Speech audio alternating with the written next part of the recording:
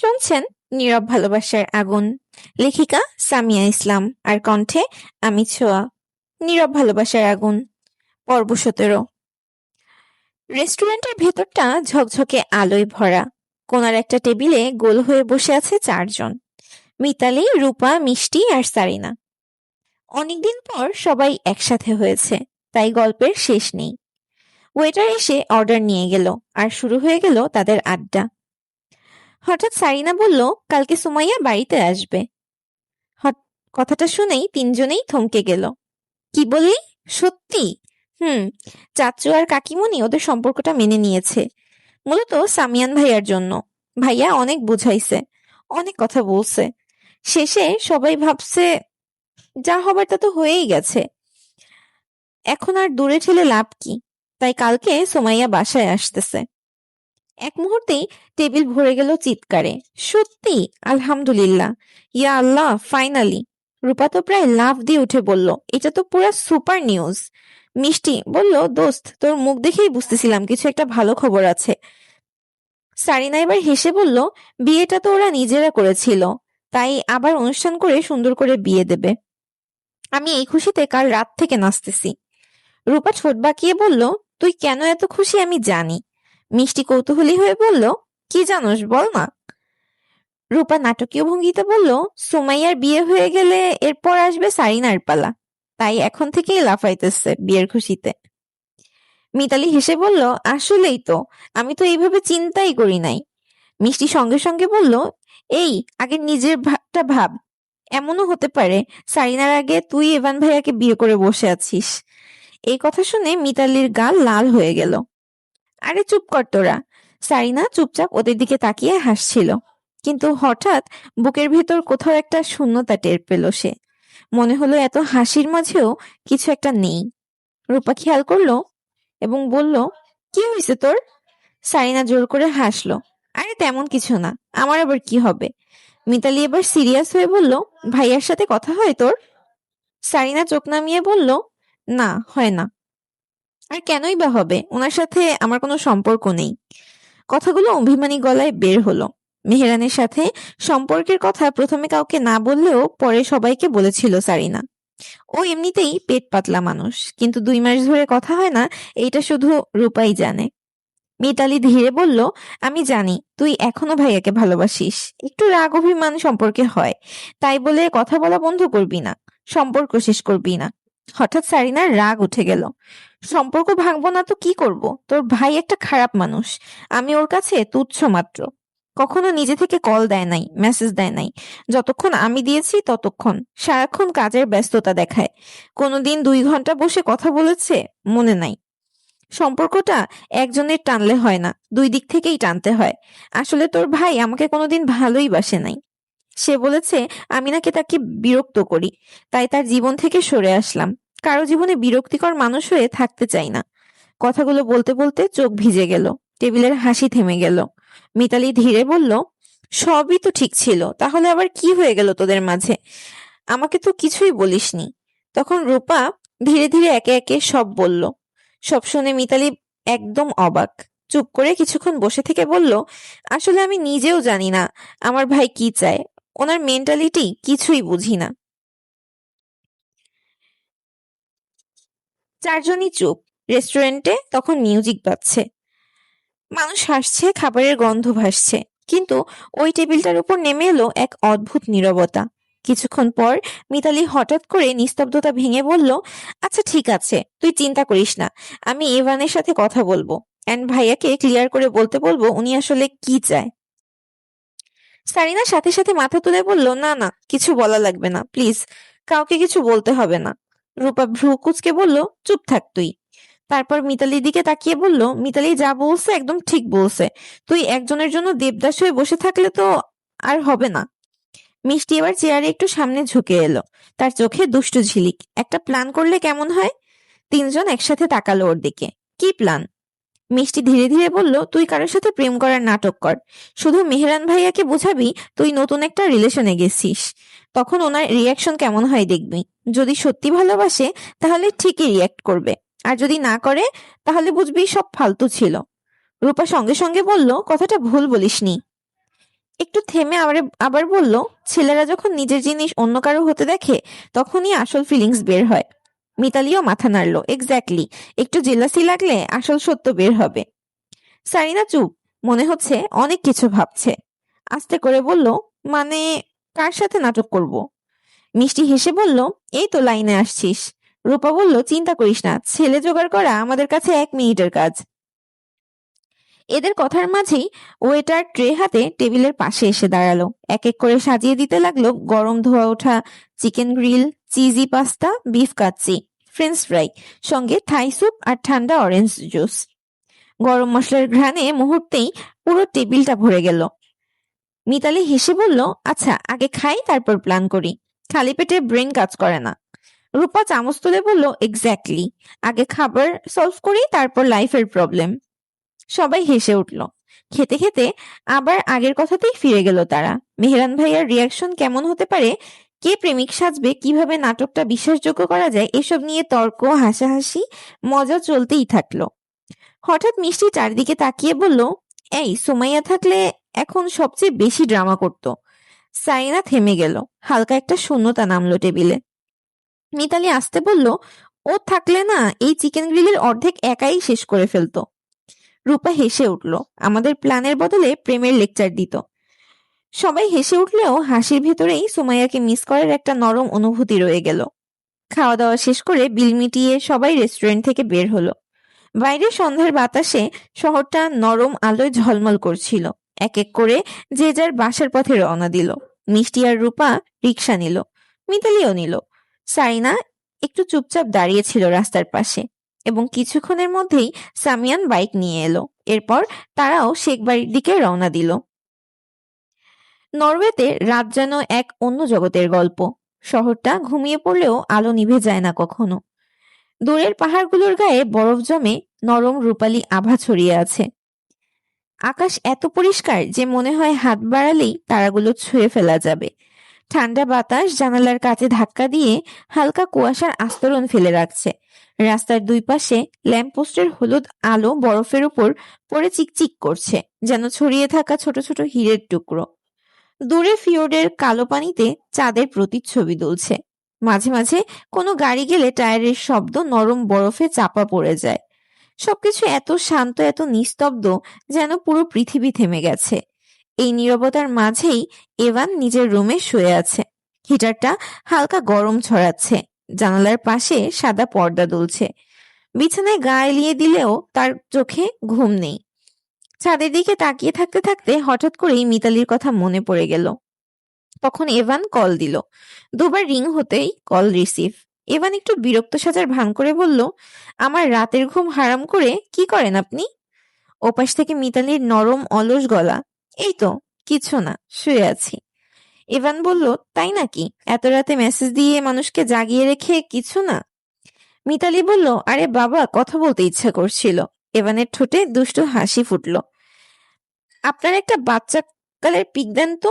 মিতালি বলল, কেন, কি করবেন? এভান বলল, না মানে আমাদের ভবিষ্যৎ বাচ্চা কেমন হবে তাই দেখতাম আর কি। মিতালি হেসে উঠল, সেই চিরচেনা ঝরঝরে হাসি। এত ভবিষ্যৎ দেখে ফেললেন? ইভান বলল, হ্যাঁ, ভবিষ্যৎ দেখতে পারি। মিতালি বলল, ও তাই? ইভান বলল, হ্যাঁ, কিন্তু আরেকটা জিনিস দেখার খুব ইচ্ছা করতেছে। মিতালি বলল, কি জিনিস? এভানের কণ্ঠটা নরম হয়ে গেল এবং বলল, পৃথিবীর সবচেয়ে সুন্দরী মেয়েকে। মিতালি বলল, আহারে কষ্ট। এভান সাথে সাথে বলল, আপনি চাইলে আমার এই ইচ্ছেটা পূরণ করতে পারেন ভিডিও কল দিয়ে। ওপাশে কয়েক সেকেন্ডের চুপচাপ, তারপর হঠাৎ ভিডিও কল। কল রিসিভ হতেই স্ক্রিনে ভেসে উঠল এভানের মুখ। বেডের সাথে হেলান দিয়ে বসে আছে এবং রুমের লাইটটা হালকা ডিম। জানালার পাশ থেকে ঠান্ডা নীলচে আলো ঢুকছে। মুখে একটা প্রশান্তির হাসি। চুলগুলো একটু এলোমেলো, যেন হাত দিয়ে বারবার ঠিক করেছে। গায়ে কালো টি শার্ট, ফর্সা ত্বকের উপরে কালো রংটা অদ্ভুতভাবে মানিয়ে গেছে। চোখ দুটো ক্লান্ত তবুও গভীর, শুধু তাকিয়ে থাকলেই শান্তি লাগে। মিতালি স্ক্রিনের দিকে তাকিয়ে রইল। 1 সেকেন্ড, 2 সেকেন্ড, 3 সেকেন্ড। তারপর অজান্তেই ফিসফিস করে বলল, মাশাল্লাহ। আবার তাকালো, মাশাল্লাহ। এভান হেসে বলল, কি হলো, এত চুপ কেন? মিতালি বলল, কিছু না। এভান বলল, কিছু না মানে? এভাবে তাকিয়ে আছেন কেন? মিতালি মুখ লুকানোর চেষ্টা করলো। মিতালি বলল, আপনি আজকে খুব মানে। এভান বলল, খুব কি? মিতালি বলল, ভালো লাগতেছে। এভান মুচকি হেসে বলল, এক্স্যাক্টলি, এই রিয়াকশনটাই চাচ্ছিলাম। মিতালি বলল, অহংকারী। এভান সাথে সাথে বলল, না সত্যি বলছি, এত দূরে নরওয়ের ঠান্ডা রুমে বসে আছি, কিন্তু স্ক্রিনে আপনাকে দেখলেই মনে হয় গরম হয়ে যাচ্ছে চারপাশ। মিতালি লজ্জা পেয়ে বলল, নাটক কম করেন। এভান বলল, নাটক না, অ্যাকচুয়ালি আপনি হাসলেই আমার দিনটা ঠিক হয়ে যায়। দুজনেই কিছুক্ষণ চুপ, কেউ কিছু বলছে না, তবুও কথা থামছে না। শুধু স্ক্রিনের এপাশ ওপাশে দুজোড়া চোখ, আর নীরবতার মাঝেও একটা মিষ্টি টান। নরওয়ের বরফ ঠান্ডা রাতটা যেন হঠাৎ করেই উষ্ণ হয়ে উঠল, কারণ দূরত্ব ছিল 1000 মাইল, কিন্তু মনটা ছিল একদম পাশাপাশি। এভান হঠাৎ একটু সামনে ঝুঁকে স্ক্রিনের দিকে তাকালো, চোখে সেই চেনা দুষ্টুমি। জানেন, একটা কথা বলবো? মিতালি ভ্রুকুচকে বলল, বলেন। আবার কি প্ল্যান করেছেন? এভান বলল, আপনি যদি ওই সময় টাইটানিক জাহাজে থাকতেন তাহলে ওইটা ডুবে যেত না। মিতালি অবাক, কেন? এভান ঠোঁট বাঁকিয়ে একটা দুষ্টু হাসি দিয়ে বলল, আপনার হটনেসের কারণে ওই বরফগুলো গলে যেত। 2 সেকেন্ড চুপ, তারপর, এভান, মিতালি লজ্জায় আধা রাগী গলায় বলল, এত ফালতু কথা শিখেন কোথায় থেকে? ফালতু না, পিওর সায়েন্স। মিতালি বলল, কিরকম সায়েন্স? এভান বলল, আপনার একটা হাসি 10 ডিগ্রি সমান 10 ডিগ্রি তাপমাত্রা বৃদ্ধি। আপনি পাশে থাকলে নরওয়ের বরফও সার্ভাইভ করতে পারতো না। মিতালি মুখে রাগ দেখালেও ঠোঁটের কোণে হাসি লুকাতে পারল না। মিতালি বলল, নাটক কম করেন। এভান বলল, আরে সত্যি বলছি, আমি তো এখন গরমে হিটার অফ করে দিচ্ছি। মিতালি বলল, হিটার অন আছে তাই। এভান বলল, না, কারণ স্ক্রিনে আপনি আছেন। মিতালি চুপ করে তাকিয়ে রইল। ওর গাল দুটো লাল হয়ে গেছে, লাইটের নিচে আরো স্পষ্ট লাগছে। আপনি না একদম বাজে, আস্তে বলল মিতালি। ইভান বলল, কিন্তু আপনার ফেভারিট বাজে, তাই না? মিতালি বলল, আই ডোন্ট নো। ভিডিও কলে দুজনেই কিছুক্ষণ চুপচাপ একে অপরের দিকে তাকিয়েছিল, কথা নেই, তবুও হাজার কথা। ইভান হালকা হেসে বলল, এত চুপ কেন? নেট গেছে নাকি? নাকি আমাকে দেখেই হ্যাং হয়ে গেছেন? মিতালি চোখ ঘুরিয়ে বলল, নিজের এত সুন্দর ভাবেন কেন? ইভান বলল, কারণ একজন মেয়ে 2বার মাশাল্লাহ বলছে একটু আগে। মিতালি বলল, উফ, আপনি না একদম অসহ্য। হঠাৎ মিতালির মুখটা একটু সিরিয়াস হয়ে গেল। আপনাকে একটা কথা বলার ছিল। এভান বলল, হ্যাঁ বলেন। মিতালি বলল, আমার ফ্রেন্ড সারিনা মেহরান ভাইয়াকে ভালোবাসে অনেক দিন ধরে, কিন্তু ভাইয়া ওকে ইগনোর করে, কখনো কথা বলে, কখনো একদম দূরে সরে যায়। মেয়েটা খুব কষ্ট পায়। এভান মনোযোগ দিয়ে শুনছে। মিতালি ধীরে ধীরে মেহরান সারিনার ব্যাপারে প্রথম থেকে শেষ পর্যন্ত সবকিছুই বলল এভানকে। হঠাৎ এভান ভ্রুকুচকে নাটকীয় ভঙ্গিতে বলল, ও মাগো মা, তার মানে মেহরান তলে তলে প্রেম করছে আর আমি কিছুই জানি না? মিতালি বলল, আমি জাস্ট এটা প্রুফ করতে চাই ভাইয়া কি সারিনাকে ভালোবাসে কিনা, জাস্ট এইটুকু জানতে চাই। শুধু শুধু মেয়েটা অনেক বেশি কষ্ট পাচ্ছে। এভানের চোখ নরম হয়ে গেল। আপনি এত অন্যের জন্য ভাবেন কেন, হ্যাঁ? মিতালি বলল, ও আমার বেস্ট ফ্রেন্ড। এভান বলল, আর আপনি খুব সফট হার্টেড। কিছুক্ষণ চুপ থেকে এভান বলল, শোনেন মিস বাঙালি, আপনি চিন্তা করবেন না। মিতালি বলল, কি করবেন? এভান আত্মবিশ্বাসী গলায় বলল, ও যদি সত্যি ভালোবাসে তাহলে ও কালকের মধ্যে বাংলাদেশে যাবে, এটা আমার চ্যালেঞ্জ।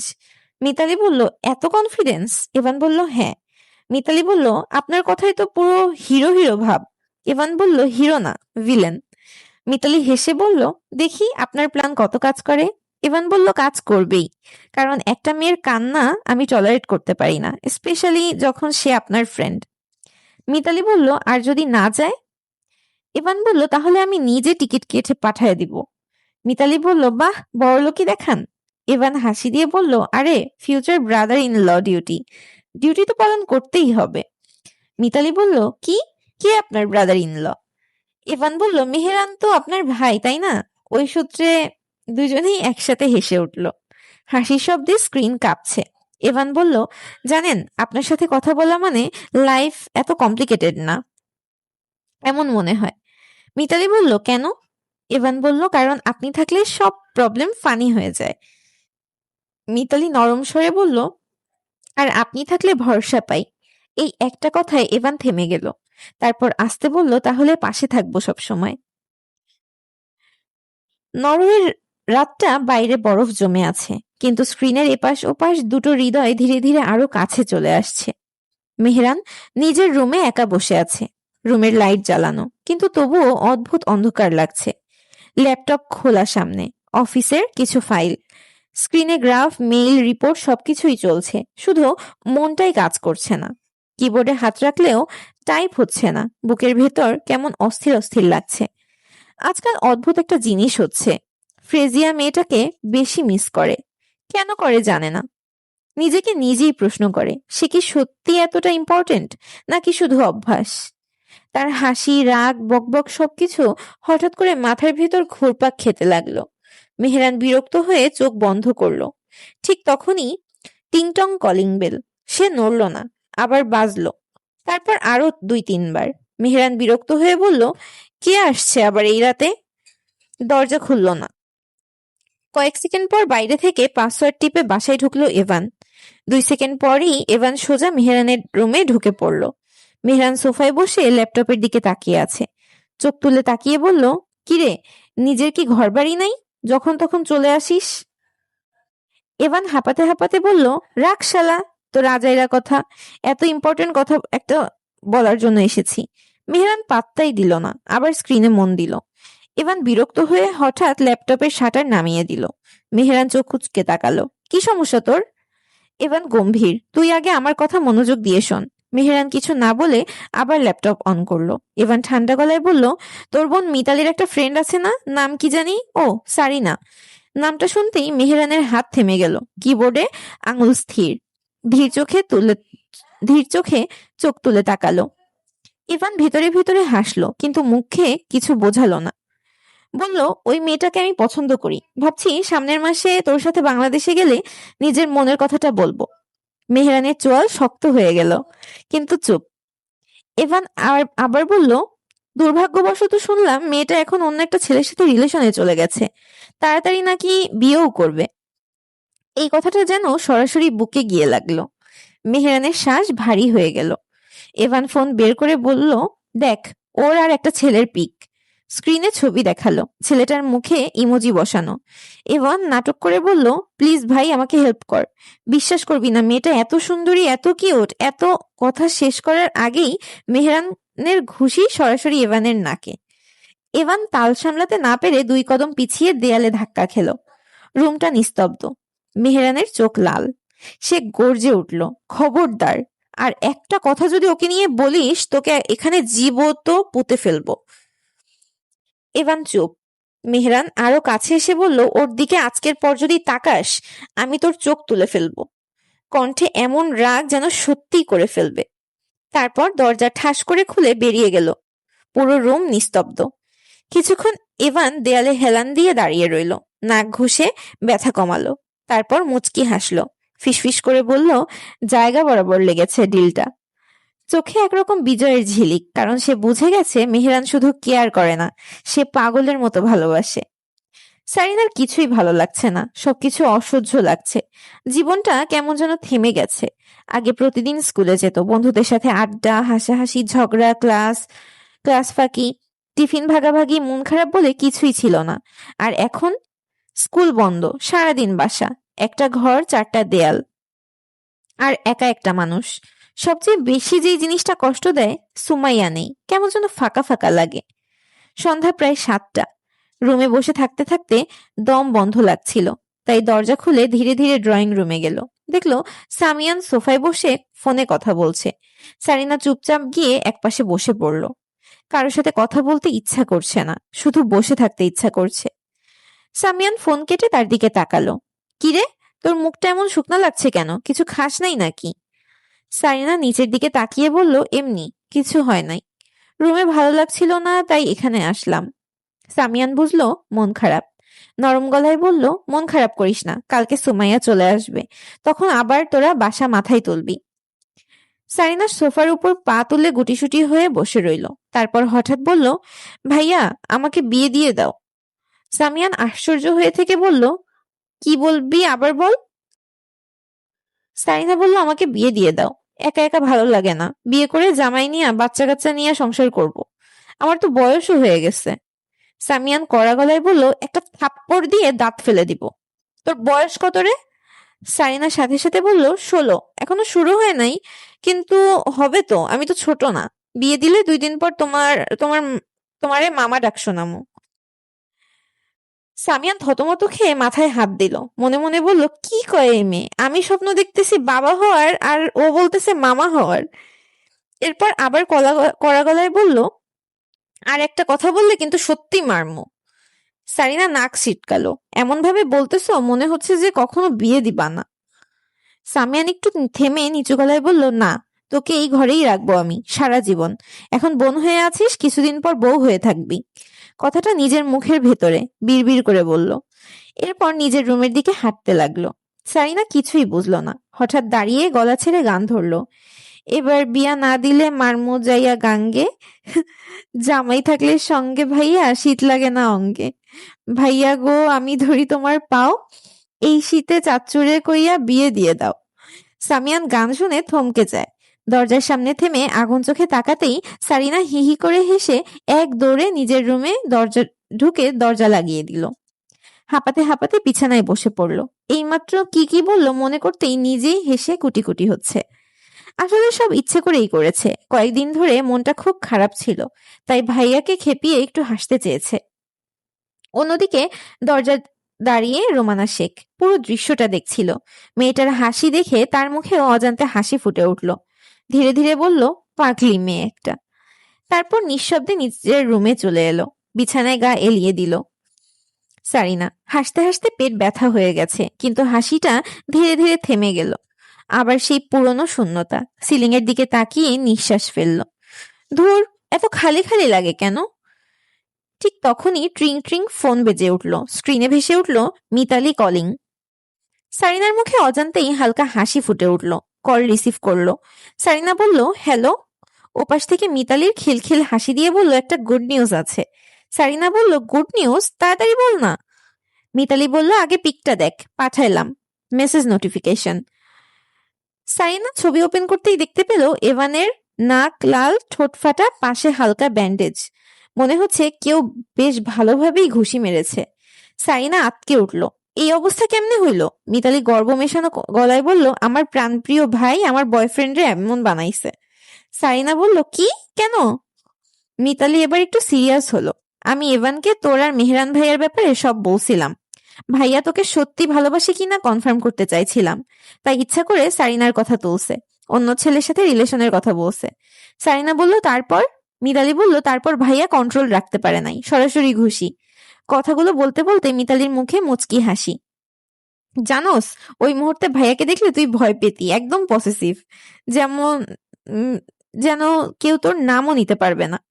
সারিনা চুপ, কিছু বলার মতো শব্দ নেই। মনের ভেতর কেমন একটা অদ্ভুত অনুভূতি ছড়িয়ে গেল, শান্তি, উষ্ণতা, কারো কাছে এতটা গুরুত্বপূর্ণ হওয়ার অনুভূতি। মিতালি আবার বলল, এবার বুঝে দেখেন ম্যাডাম, আমার ভাই আপনাকে কতটা ভালোবাসে। সব ভালোবাসা মুখে বলতে হয় না, কিছু ভালোবাসা কাজে প্রমাণ হয়। Actually action speak louder than ওয়ার্ডস। সারিনা ঠোঁট কামড়ে হাসলো। সারিনা মনে মনে বলল, মিস্টার গম্ভীর সাহেব আমাকে এত কাঁদাইছেন না, এগুলোর সুদ আসল সব হিসাব বুঝে নেব, একদম কড়ায় গন্ডায়। ওপাশ থেকে মিতালি বলল, কি ভাবছিস? সারিনা দুষ্ট হাসি দিয়ে বলল, কিছু না, এবার একটু খেলবো আমরা। মিতালি অবাক, কি খেলবি? সারিনা বলল, ভালোবাসার হিসাব, একটু কষ্ট না দিলে তবেই না বুঝবে আমার দাম। দুজনেই হেসে উঠল। ফোনটা পাশে রেখে দিল সারিনা। স্ক্রিন নিভে গেলেও তার মুখের হাসিটা নিভল না। মনে হচ্ছিল বুকের ভেতর কেউ যেন তুলার নরম কিছু ঢেলে দিয়েছে, হালকা, খুব হালকা। হঠাৎ কোনো কারণ ছাড়াই সে লম্বা হয়ে বিছানায় শুয়ে পড়ল। হাত পা চারদিকে ছড়িয়ে দিল, চুলগুলো বালিশে জুড়ে এলোমেলো। ছাদের দিকে তাকিয়ে একটা বড় নিঃশ্বাস নিল। তারপর হঠাৎ করেই গলা ছেড়ে গান ধরল। প্রাণেতে দোলা লাগে এমন তো হয়নি আগে, আমার কল্পনাতে উদাস করে রেখে যায়। সে যেন আমায় ডাকে, দেখি না কোথাও তাকে, ভালোবাসায় জড়িয়ে এসে। তার নিজের কণ্ঠস্বরেই রুমটা ভরে গেল। কোনো সুর ঠিক আছে কিনা, কেউ শুনছে কিনা, এসবের ধার ধারল না। আজ অনেকদিন পর সে মন খুলে গান গাইছে। গান শেষ হতে না হতেই বুঝলো চোখটা বন্ধ, ঠোঁটে হাসি, বুকের ভেতরটা অদ্ভুত শান্ত। মনে হচ্ছিল অনেকদিনের জমে থাকা কষ্ট, অভিমান, একাকিত্ব সব যেন গলার সুরে ভেসে বেরিয়ে গেছে এক মুহূর্তেই। নিজেকে অসম্ভব হালকা লাগছে, ঠিক যেন বৃষ্টির পর পরিষ্কার আকাশ। সে পাশ ফিরল, বালিশ জড়িয়ে ফিসফিস করে বলল, কালকে সুমাইয়া আসবে। এই একটা কথাতেই বুকের ভেতর ধূপধাপ শুরু। হাসি আটকাতে পারল না। উফ, কত কথা জমে আছে, ও আসলে একটুও ঘুমাতে দিব না। মনে মনে প্ল্যান করতে লাগলো, কি কি বলবে, কি কি শেয়ার করবে, কত ঝগড়া করবে, কত হাসবে। একাকিত্বটা আজ হঠাৎ করেই কম লাগছে, কারণ কেউ তাকে ভালোবাসে আর কেউ তাকে তার কাছে ফিরে আসছে। এই দুইটা চিন্তাই তার পৃথিবীটা আবার রঙিন করে দিল। সারিনা বালিশে মুখ গুজে আস্তে করে হাসল। তার হাসিটা পুরো রুম জুড়ে ছড়িয়ে পড়ল।